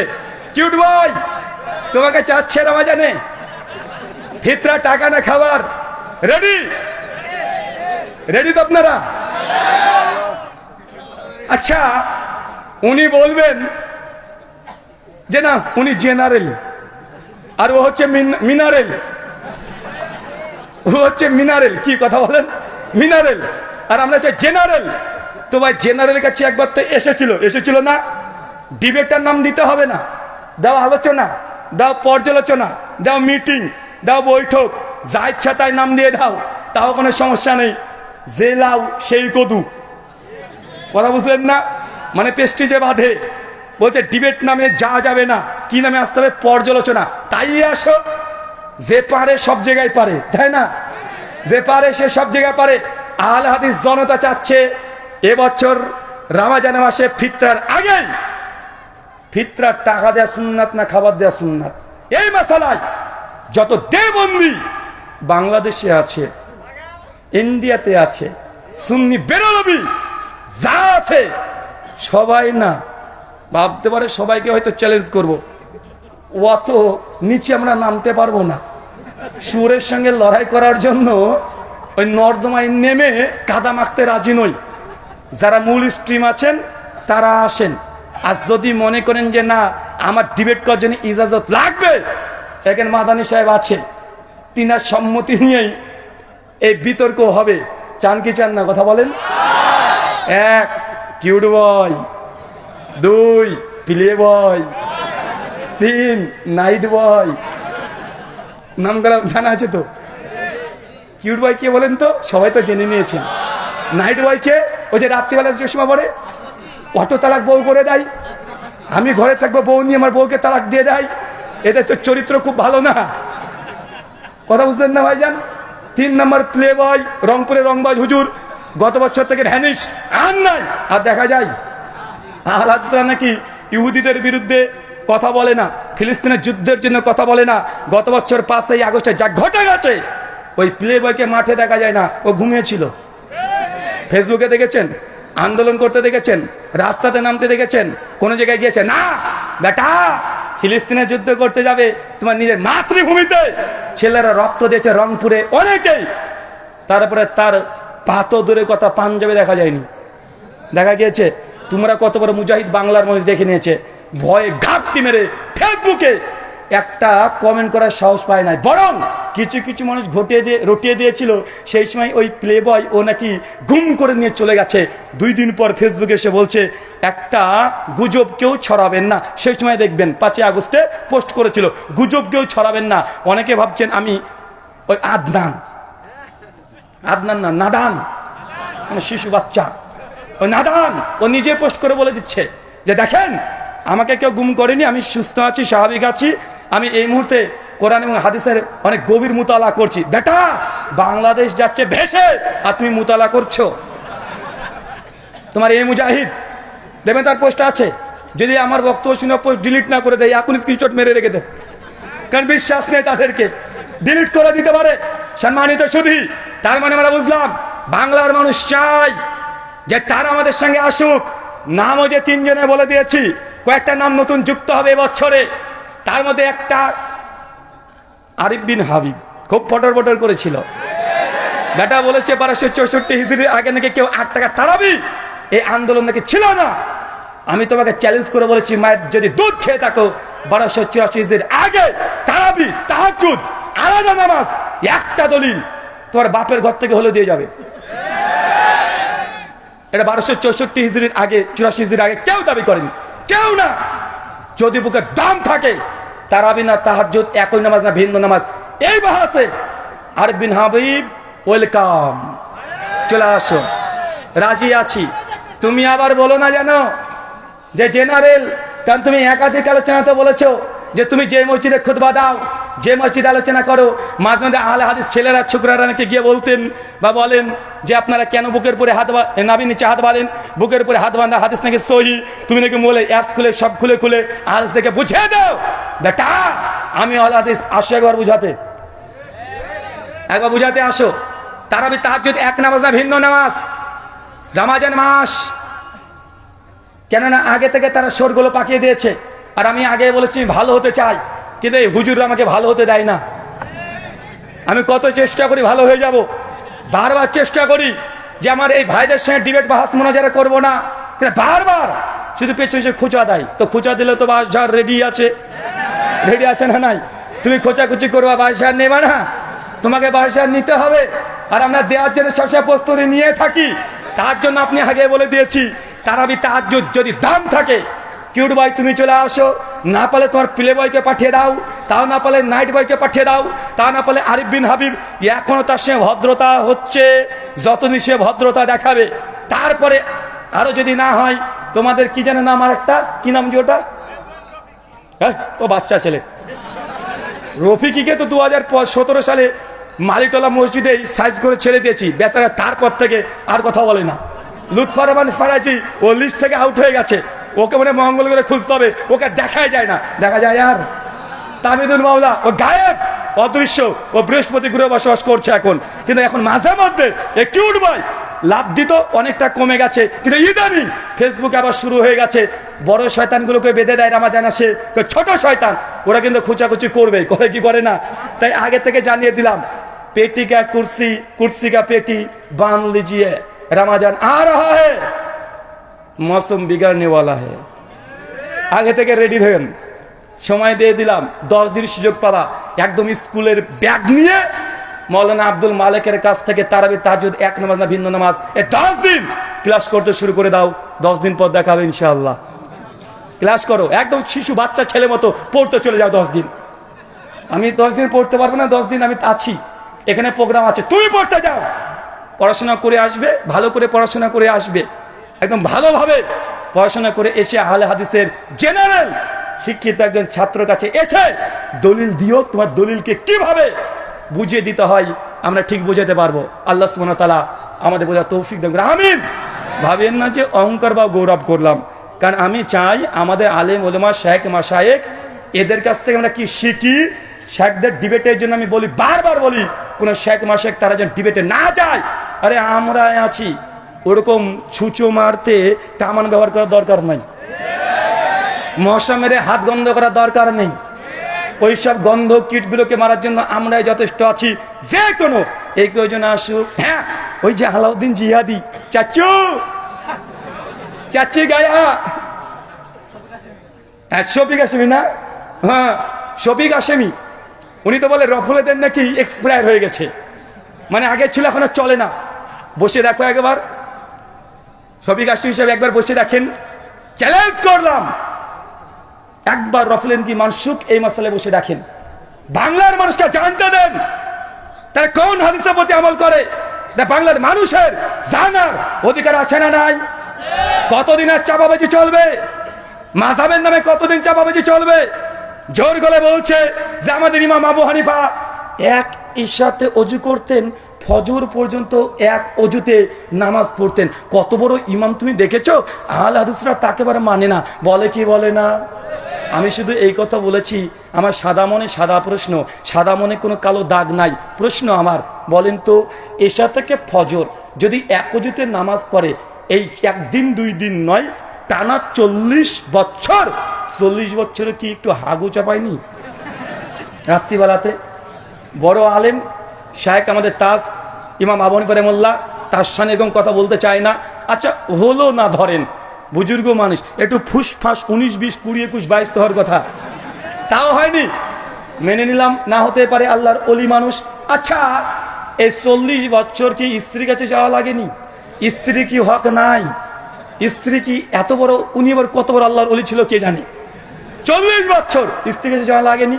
একজন টুক করে বলছে, ভাই শুধু কি রাত্রেবেলা স্ত্রী হক আদায় করবে, দিনে কি করা যায় না নাকি? আমি বলেছি ফতোয়া স্বামী 27 নম্বর পৃষ্ঠায় তারপরে লিখে দিয়েছে, ফাজলে আমলের, করাচি পাকিস্তান থেকে ছাপা 360 নম্বর পৃষ্ঠায় ওখানে লিখে দিয়েছে ইমাম আবু হানিফা রাহিমাহুল্লাহ 50 বছর টানা দিনে রোজা রাখতো, দিন শেষ, ওইদিকে রাত শেষ, এদিকে দিন শেষ। আমার এটা প্রশ্ন না, এটা ইলমি প্রশ্ন। যারা শিক্ষক উস্তাদ ছাত্র আছেন, আচ্ছা বলেন তো তাহাজ্জুদ নামাজ কাকে বলে? ঘুম থেকে উঠে যে নামাজ পড়া হয় এটাই তো তাহাজ্জুদ। ইমাম হাজার আসকালানী তার তালখিসুল হাবিব 1237 নম্বর হাদিসের অধীনে আলোচনা করেছেন।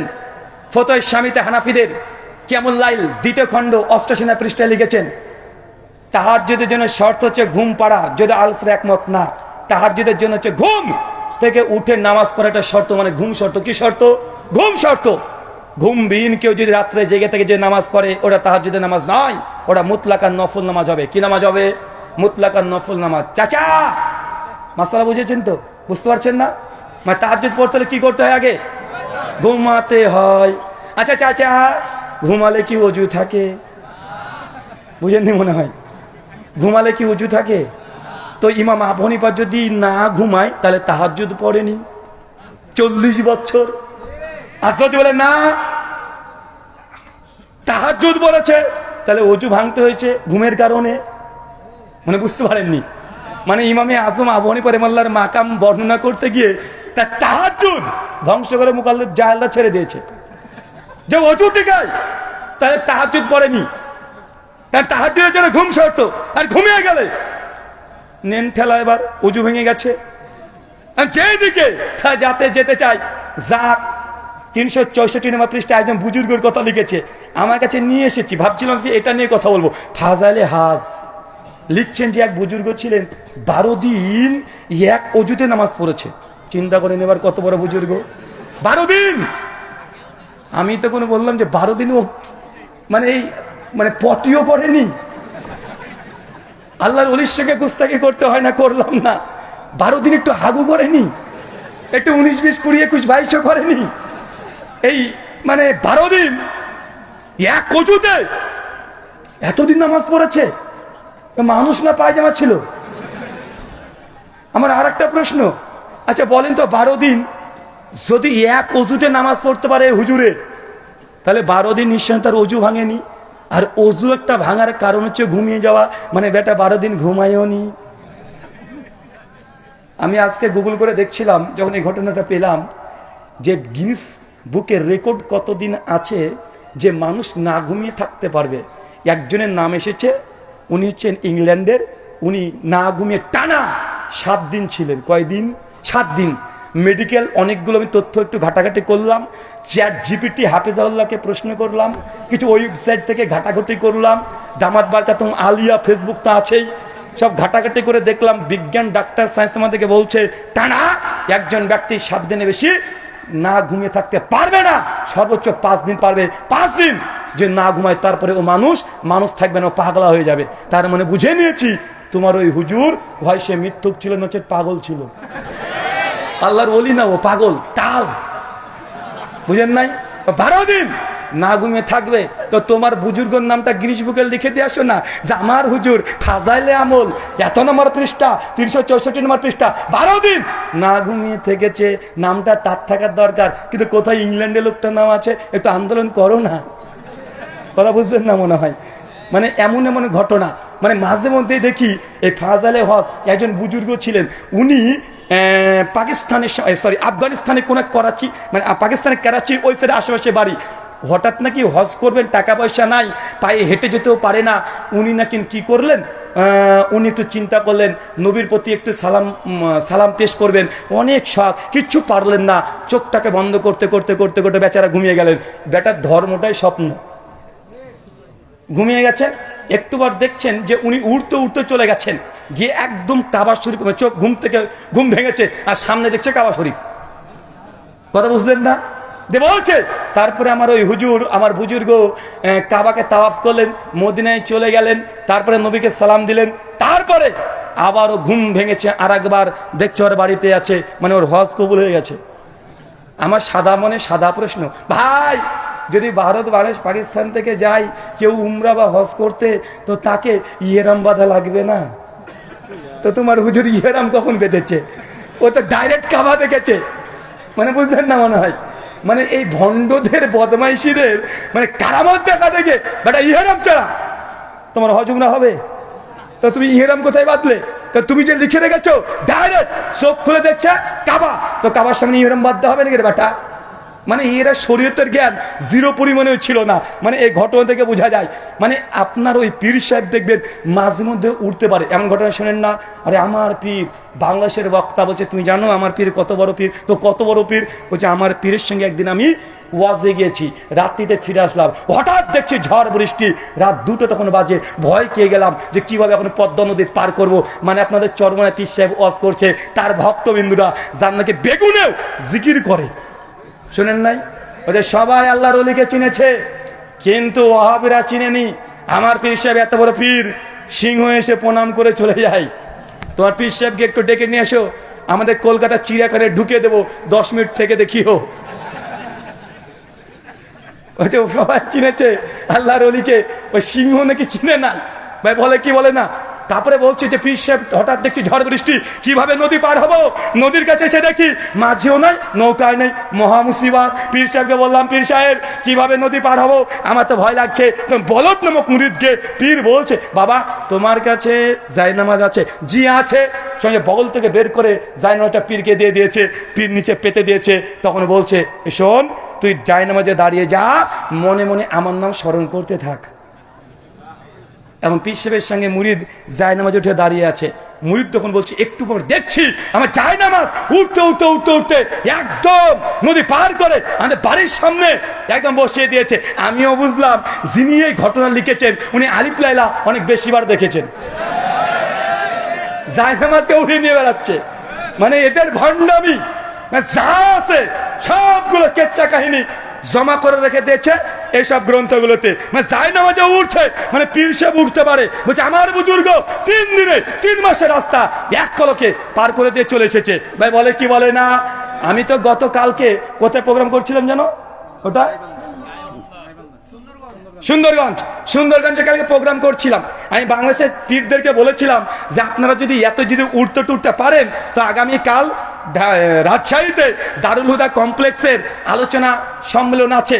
তো গোটা বাংলাদেশের যত পীর আছে সবাইকে আমি চ্যালেঞ্জ করেছি, এই চ্যালেঞ্জ পীর সাহেবের মরা পর্যন্ত, আমার মৃত্যু পর্যন্ত না, তার মরা পর্যন্ত কিছু করব না। জাস্ট আজকে রাজশাহীতে আছি, পীর সাহেবের বিমানের টিকিট আমি করে দেবো, খেদমতের ব্যবস্থা আমি করে দেবো, তার যদি কোনো কিছু লাগে টাকা পয়সা হাত দেওয়া সব দেবো, সমস্যা নেই। শুধু রাজশাহী বিমানবন্দরে আমি আর পীর সাহেব উঠে পড়বো। আমরা যাব ঢাকা, যখন বিমানটা ছেড়ে দিবে অনেক উঁচুতে, বিমানটা যখন চলবে মাঝ পথে গিয়ে পীর সাহেবকে বিমানের দরজা খুলে নিচে ধাক্কা মেরে ফেলে দেবো। পীর সাহেব মানুষকে উপর থেকে ফেলে দিলে তো নিচে এমনি পড়বে, গ্র্যাভিটি আমাদেরকে তাই বলে না, তাই না?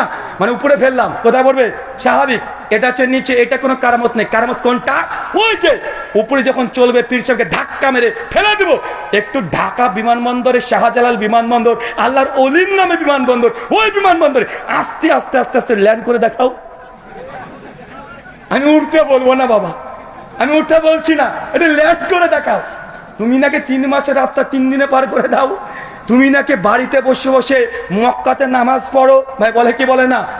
মানে পীর সাহেব এত বড়, মানে এত বারবার উঠতে পারে, তো বিমান থেকে ধাক্কা মারে ফেলে দেবো, ল্যান্ড করে দেখাও। এই জন্য বলেছি পীর সাহেবদের যা কারামত, আগেকার পীর সাহেব যতই ধরনের কারামত দেখবেন, পীর পানি দিয়ে চলতে পারে, পীর আকাশে উঠতে পারে, পীর সাহেব আগুনে চলতে পারে, সবগুলো আজ থেকে 100 বছর আগেকার কারামত। 100 বছর আগে যে পীরগুলো ছিল তাদের এই কারামত ছিল, কিন্তু 100 বছরের মধ্যে ভাই পীর আছে না নাই? পীর হয়েছে কি হয় নাই? বাংলাদেশে 1 লক্ষ কোনো পীর আছে। তো পীর সাহেব আগেকার পীরের তো এতগুলো মজেজা ছিল, কারামত ছিল, আপনি তো পীর। আপনাকে ছোট্ট একটা বার্তা আপনাকে বলে দিই যে এখন আপনাদের কারামত আর চলে না কেন? কারণ এই দেখেন ক্যামেরাগুলো আছে, ক্যামেরা যেই দিন থেকে আবিষ্কার হয়েছে পীর সাহেবদের কারামত ওই দিন থেকে গায়েব হয়ে গেছে। বেটাদের আর কোনো কারামত হয় না, আর নদীতে চলতে পারে না, আকাশ আর উঠতে পারে না, আগুন আর জ্বলতে পারে না। আর কোনো পীরকে দেখেছেন? আর পারে না। কেন? ক্যামেরা আবিষ্কার হয়ে গেছে এই কারণে। ক্যামেরার সঙ্গে যে কারামতের কি সম্পর্ক এটা বুঝলাম না, কিন্তু এটাই বাস্তব। ক্যামেরা যেই দিন আবিষ্কার, পীরদের কারামত সেই দিন ফিনিশ হয়েছে কি হয় নাই? ফিনিশ হয়েছে না? माने डाल में कुछ काला है, काला नहीं है बल्कि पूरा डाल ही काला है। মানে ডালের মধ্যে কালা মানে মানে ডালের মধ্যে কিছু কিছু কালো কালো আছে, মানে কিছু কিছু কালো না, গোটা ডালটাই কুচকুচে কালো এদের। আল্লাহ সুবহানাহু ওয়া তাআলা এই সব ভণ্ডদের থেকে আমাদের বেঁচে থাকার তৌফিক দান করে, সকলে পড়ি আমিন। 15টা অ্যান্টিভেনাম নিয়ে বাড়িতে যাবেন। রমজান মাস আসলে একটা প্রশ্ন আসবে আপনাদের কাছে বারবার, কি প্রশ্ন? যে আহলে হাদিসরা উমর বিন খাত্তাবকে মানে না, বলে কি বলে না? কেন? কারণ উমর বিন খাত্তাব 20 টাকা তারাবির কথা বলেছে, উমর বিন খাত্তাব 3 তালাকের ফতোয়া দিয়েছে, আহলে হাদিসরা মানে না, বলে কি বলে না? আমি প্রমাণ করেছি উমর বিন খাত্তাব 20 টাকার তারাবি নাই, 8 টাকার তারাবি চালু করেছে, বরং যারা আমাদের প্রতি অভিযোগ করেছে তারাই উমর বিন খাত্তাবকে মানে না। কেন? উমর বিন খাত্তাব 8 টাকার তারাবির কথা বলেছে। আমি আরো 15টা মাসালা বলবো, যে মাসালায় হানাফি ভাইরা উমর বিন খাত্তাবকে মানে নি। কয়টা বলবো? না 16টা বলি। 8 টাকার তারাবি ডবল 16, একটু বোঝাটা বেশি হয়ে যায়। নিয়ে যাবেন তো ইনশাআল্লাহ? বারবার বলে না যে এরা উমর বিন খাত্তাবকে মানে না, উমর বিন খাত্তাবকে মানে না, বারবার অভিযোগ। মাত্র 16টা বলি। এক মাসালা, মুসান্নাফ ইবনে আবি শাইবা হাদিস নাম্বার 3988, কানজুল উম্মাল হাদিস নাম্বার 22471, সব মাকতুবায়ে শামিলা থেকে সার্চ করে দেখে নেবেন, যত রেফারেন্স সব মাকতুবায়ে শামিলা থেকে নেওয়া। উমর ইবনুল খাত্তাবের ফতোয়া হচ্ছে এইটা, একামত যদি হয়ে যায়, কি বললাম চাচা? একামত যদি হয়ে যায় তাহলে কোনো সুন্নাত নামাজ পড়া যাবে না, ফরজ নামাজের জন্য দাঁড়িয়ে যেতে হবে। এই মাসালায় হানাফিরা উমর বিন খাত্তাবকে মানে না, ডাইরেক্ট মুখের উপরে বলে দিবেন তুই মানিস না উমর বিন খাত্তাবকে, আহলে হাদিস না, তোরা মানিস না। এই মাসালায় আহলে হাদিসরা উমর বিন খাত্তাবের সঙ্গে আছে না নাই? 2 মাসালা, সুনানুল কুবরা লিল বাইহাকি আল মুতাফা 458 হিজরি হাদিস নাম্বার 4975, সনদ সহিহ। উমর বিন খাত্তাব 1 রাকাত বেতের পড়ার উপরে কাইল ছিলেন, তিনি 1 রাকাত বেতের পড়তেন, পড়ার ফতোয়া দিতেন। হানাফি ভাইরা 1 রাকাত বিতেরকে অস্বীকার করে, এই মাসালায় উমর বিন খাত্তাবকে তারা মানে না। মাসালা 3 তাফাতুল আওয়াজি কিতাবুত তাহারাত, প্রথম খণ্ড 291 পৃষ্ঠা। পাগড়ির উপরে মাসা করা, কি কথা বলেন? পাগড়ির উপরে মাসা করা উমর বিন খাত্তাবের ফতোয়া জায়েজ, তিনি জায়েজ ফতোয়া দিতেন। হানাফি ভাইরা এই মাসালাতে উমর বিন খাত্তাবকে মানে না, বলে পাগড়ির উপরে মাসা করা জায়েজ না। ভাই উমর বিন খাত্তাবের বিরুদ্ধে কারা আছে? আহলে হাদিস না হানাফি? ভাই এই কথাগুলো বলতে চায় না, এসব অ্যান্টিভেনাম দিতেও চায় না, কিন্তু যেহেতু অভিযোগ বলতেই হয়। কমচিতে খোঁচা দিলে বাঁশঝাড় দিতেই হবে, তাই দিতে শুরু করছি, কিচ্ছু করার নেই। 5 মুসান্নাফ ইবনে আবি শাইবা হাদিস নাম্বার 7092 এবং কানজুল উম্মাল হাদিস নাম্বার 21198, সনদ সহিহ। কুনুতে বিতির আমরা পড়ি না বেতের নামাজে, সেই সময় রাফুলিয়া দিন করে হাত তুলি কি তুলি না? হাত তুলি। উমর বিন খাত্তাবের ফতোয়া হাত তুলতে হবে, হানাফি ভাইরা তুলে না। মাসালা 6 ইরওয়ালুল গালিল শেখ আল্লামা নাসিরুদ্দিন আলবানী রাহিমাহুল্লাহ 3য় খণ্ড 66 পৃষ্ঠা কিতাবুজ জুমা আলোচনা করতে গিয়ে অনেকগুলো দলিল এনেছে এক জায়গায়। যারা ছাত্র বন্ধুরা আছেন ভালো করে ঘেটে দেখে নেবেন। ওমর বিন খাত্তাবের ফতোয়া গ্রামে জুমার নামাজ পড়া যাবে, হানাফিদের ইজমাই ফতোয়া গ্রামে জুমার নামাজ নাই, তারপরেও তারা পড়ে, আছে না নাই? এই মাসালাতেও ওমর বিন খাত্তাবের যে ফতোয়া এর বিরুদ্ধে হানাফিরা আছে। মাসালা 8 জবরদস্তি তালাক হবে কি হবে না? এই মাসালা একটু খুলে বলি, ভালো লাগে। তালাকের কথা বললে ভালো লাগে, কেন বলেন তো? ওই যে অটো তালাক করে দেয় হানাফি ভাইদের ফতোয়া, কেউ যদি জবরদস্তি তালাক দেয় তালাক হয়ে যাবে। মানে আপনার বউ আপনাকে দেখাচ্ছে কেউ একটা গুন্ডা এসে যাই তালাক দে, তোর বউকে তালাক দে, তাহলে গুলি করে মেরে দেবো। এখন আপনি ভয়ে বলে দেন তালাক তালাক তালাক, বউ অটো তালাক, ওই গুন্ডা আপনার বউকে নিয়ে চলে যাবে। মানে জবরদস্তি তালাক হবে কি হবে না? ওমর বিন খাত্তাব বলছে হবে না, হানাফি ভাইদের ফতোয়া হবে।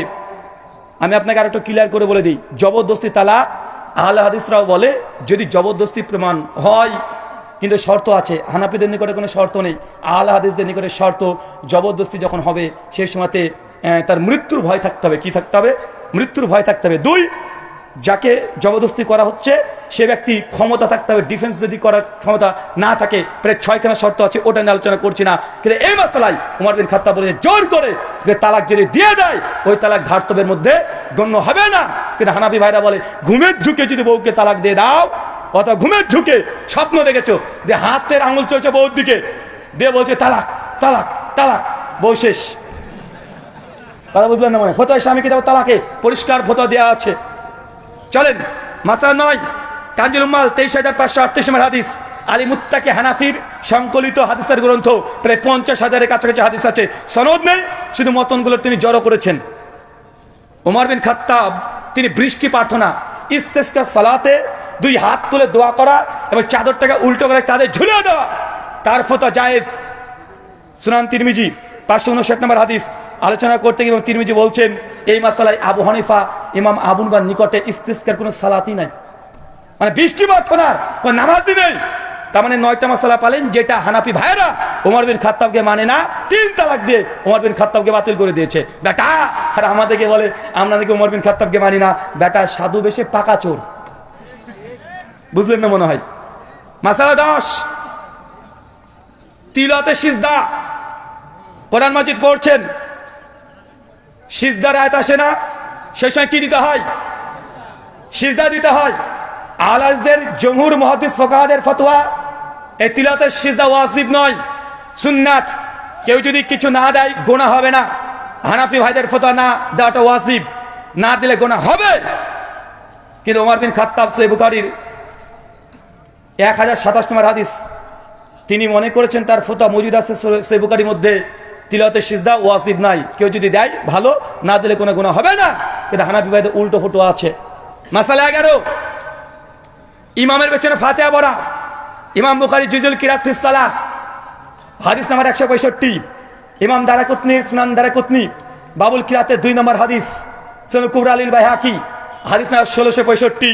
ওমর বিন খাত্তাবের স্পষ্ট ফতোয়া মজুদ আছে এবং তার আমলও প্রমাণিত আছে, ইমামের পেছনে মুক্তাদি ফাতিহা পড়বে। কিন্তু হানাফি ভাইরা বললে পড়লে মুখে নাকি আগুন ঢুকে দিতে হবে। তার মানে এই মাসালায় কি হলো কথা বলেন? রামাজান মাস শুধু বলবো ওমর বিন খাত্তাবকে মানে না, বেটা এই 15 করে মাসালা মেনে দেখাও। মাসালা নাম্বার 12 সূরা হাজ। সূরা হাজে কয়টা সিজদার আয়াত আছে? কয়টা? 2টা। হানাফি ভাইদের নুসখাগুলো দেখবেন একটা। কয়টা আছে? একটা। মুসনাদ ইবনে আবি শাইবা হাদিস না 4318 সেই সনদে প্রমাণিত আছে, ওমর বিন খাত্তাব বলেছেন সূরা হাজের মধ্যে 2খানা সিজদার আয়াত আছে, এটা ওমর বিন খাত্তাবের ফতোয়া। হানাফি ভাইরা এগে ওমর বিন খাত্তাবকে মানে না। মাসালা নাম্বার 13 লাস্টে একটা সুন্দর ঘটনা আছে, 18 বয়স প্লাস তাদের, যারা বয়স্ক আছেন তারা থেকে যান, বাচ্চা যারা আছেন চলে যান, লাস্টের দিকে 18 প্লাস। ইমাম কুদামা রাহিমাহুল্লাহ মুগনির মধ্যে 9ম খণ্ড পৃষ্ঠা 131 আলোচনা করছেন 14 নম্বর মাসালা। তিনি বলছেন কোন স্বামী যদি হারিয়ে যায়, কি হারিয়ে যায় বলেন তো? এই যে আয়না ঘর করেছিল না, আয়না ঘর, এই আয়না ঘরে স্বামী কি এখন মারা গেছে, না স্বামী হারিয়ে গেছে, না স্বামী কোথায় আছে, যেসব স্ত্রীরা জানে না, বা স্বামী বিদেশে চলে গেছে, বা যুদ্ধে চলে গেছে, মারা গেছে, না হারিয়ে গেছে, কোনো যোগাযোগ নেই, এখন এই স্ত্রী কতদিন অপেক্ষা করবে? কতদিন অপেক্ষা করবে? কতদিন?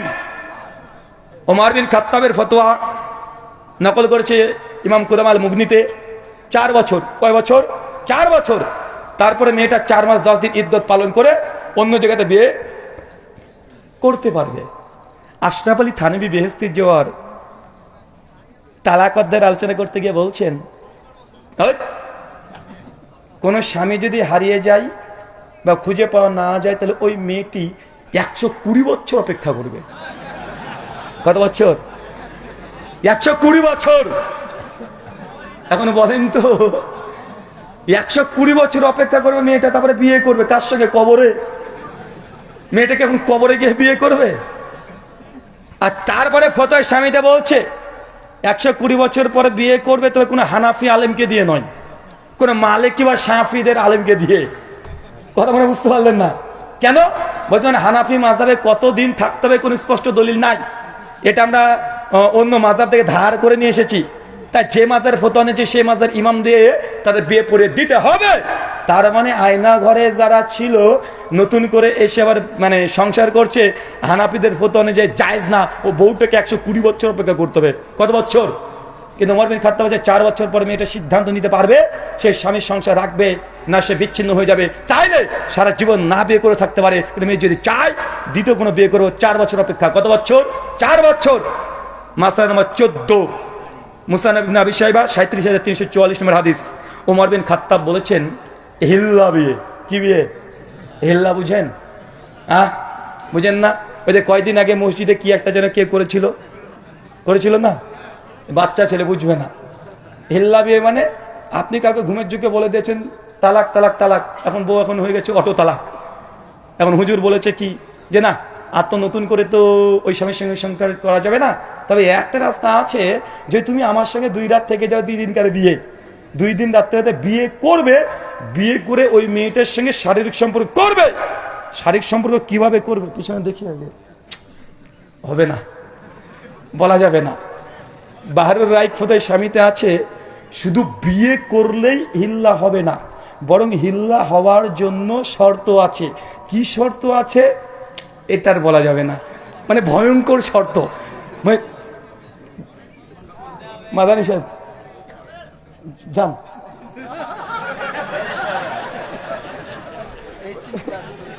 যান ওদিকে যান। মানে শর্ত যা দিয়েছে পরিষ্কার শর্ত, বলছে দুজনের ভদ্র ভাষায় বলি জননেন্দ্রিয় টাচ হতে হবে। সে টাচ হলে হবে না, গরমের অনুভূতি পেতে হবে। যদি গরমের অনুভূতি না হয় তাহলে হিল্লা হয়নি, আবার যেতে হবে। আরো বলছেন আরো ভয়ঙ্কর আছে, আর বলা দরকার নেই, আপনার যাদের দরকার তারা পড়ে নেবেন। এটা হচ্ছে হিল্লার মাসালা।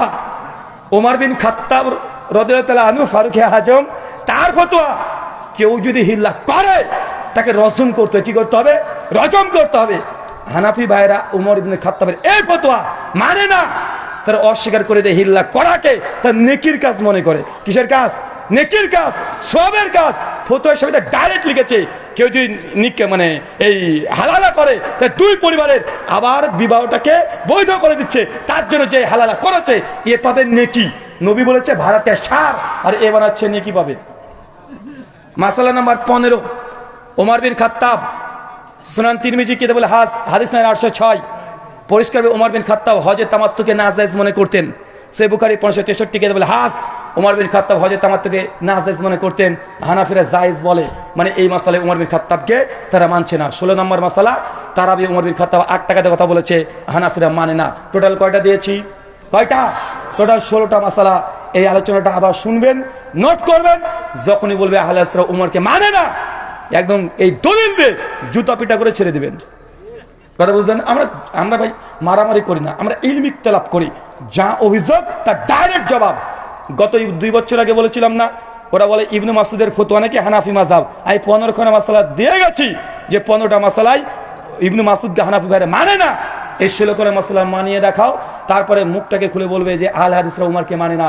বেটা তুমি ওমর বিন খাত্তাবকে মানে না, জ্বলন্ত প্রমাণ এই 16টা। আমার অচিরেই তাকলিদ ভ্রান্তি নিরসনের 2য় খণ্ড আসছে, ওইখানে 250খানা এমন মাসালা আলোচনা করেছি যেখানে দেখিয়েছি আল্লাহ নবীর হাদিস একদিকে, হানাফি মাযহাবের ফতোয়া আর একদিকে। প্রায় 70খানা মাসালা এমন আছে। ওমর বিন খাত্তাব হানাফি মাযহাব, আবু বকর হানাফি মাযহাব, ওসমান হানাফি মাযহাব, এইভাবে 4 খলিফা সহ আবু হুরায়রা, ইবনু ওমর, কমপক্ষে আমি 350 ফতোয়া শুধু দেখিয়েছি। সাহাবীরা বলছে জায়েজ, এরা বলছে না জায়েজ, ডাইরেক্ট, কোনো তাবিল করার দরকার নেই। সহিহ বুখারী 5520 নম্বর হাদিস দেখবেন, নবী বলছেন যে ঘোড়ার গোশত জায়েজ, হানাফি ভাইরা বলে মাকরু। বলে কি বলে না? সুনান আবু দাউদ 2828 নম্বর হাদিস, আল্লাহ নবী বলছেন কোন কুরবানি জবাই করেছেন, পেটে যদি বাচ্চা পাওয়া যায় তাহলে সেই বাচ্চাটাকে নতুন করে জবাই করার দরকার নেই, মায়ের মানে জবাই বাচ্চা জবাই হয়ে যায়। হানাফি ভাইরা বলছে না, আবার জবাই করতে হবে। মানে ডাইরেক্ট নবী বলছে জায়েজ, এরা বলছে না জায়েজ, মানে তাবিল ছাড়াই। আর যদি তাবিল করে দেখানোর চেষ্টা করি অনেকগুলো হবে। যারা মাকতাবায় চলে যাবে, মুসান্নাফ ইবনে আবি শাইবা খুলবে, রাদ্দে আলা আবি হানিফা 125খানা মাসালা, প্রায় 350খানা হাদিস। সেই সময় মুসান্নাফ ইবনে আবি শাইবাতে 235 হিজরিতে মৃত্যুবরণ করেন লেখক, তিনি মানে ডাইরেক্ট রাদ্দে আলা আবি হানিফা এই শিরোনামে ইমাম আবু হানিফা রদ করে অধ্যায় রচনা করেছে। আমরা প্রথম না, আর অচিরেই সুসংবাদ দিয়ে যাই, রাদ্দে আলা আবি হানিফা মুসান্নাফ ইবনে আবি শাইবার এই অধ্যায়টা আমরা অনুবাদ করে ব্যাখ্যা বিশ্লেষণ সহ, জাহিদ কাউসারি অভিযোগের জবাব সহ, আল্লামা আউয়ামার জবাব সহ অচিরেই প্রায় 1200 পৃষ্ঠায় আমরা প্রকাশ করতে চলেছি। অচিরে আপনারা বইটা পেয়ে যাবেন। আল্লাহ সুবহানাহু ওয়া তাআলা আমাদের বোঝার তৌফিক দান করো, সকলে পড়ে আমিন। এই বলে আজকের মতো আলোচনা শুরু করলাম।